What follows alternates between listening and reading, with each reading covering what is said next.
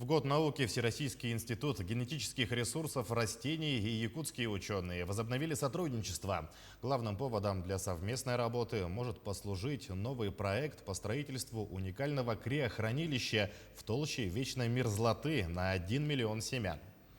Проект нового хранилища уже есть. Ориентировочная стоимость его строительства якутские ученые оценили в 200 миллионов рублей. Для чего это нужно и почему основной площадкой может быть только Якутия, разбиралась Ульяна Шагина. В Якутии уже есть подобное криохранилище более меньших масштабов, построенное на базе старого хранилища 8 лет назад.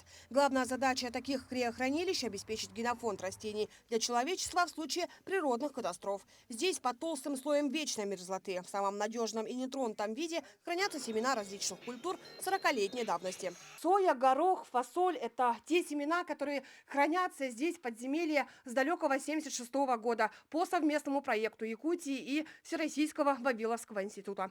Коллекция шахты – это 10 тысяч семян культурных растений, в основном бобовых, в герметичных стеклянных бутылках. Для Вавиловского института тогда это был экспериментальный проект. Советские ученые хотели знать, сохранит ли вечная мерзлота семена так, чтобы их можно было использовать и в далеком будущем. Как оказалось, вполне реально.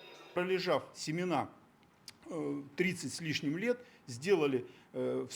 испытали на схожесть семена, и они показали больше 95-98% схожесть вот такая семян. То есть что сделано? Найдено совершенно уникальное технологическое решение, которое использует природный холод в зимний период, концентрирует его. И у нас с вами вот потребности электроэнергии это примерно около 4000 рублей в год. Я не оговорился.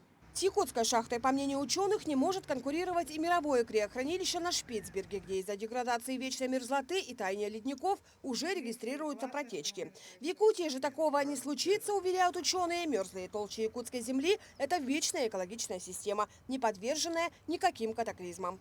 Эффект вот этого криохранилища, главный эффект заключается в том, что он энергонезависимый. Используется дармовой холод, который достаточно в Якутии. А в зимний период происходит хладозарядка вот этого криохранилища за счет системы трубопроводов, которые сделали наши ученые и мерзлотоведы. Вот. И благодаря, значит, использованию вот этого холода постоянно поддерживается температура минус 8 градусов. Этим и уникальное якутское хранилище, способное обеспечить круглогодичным естественным холодом столь масштабный стратегический объект, чего не могут себе позволить другие страны. Если все получится, Вавиловский институт может стать основным поставщиком своих уникальных семян, где более 20% сортов уже исчезнувшие. Ульяна Шагина, Джулус Нягентьев, Якутск.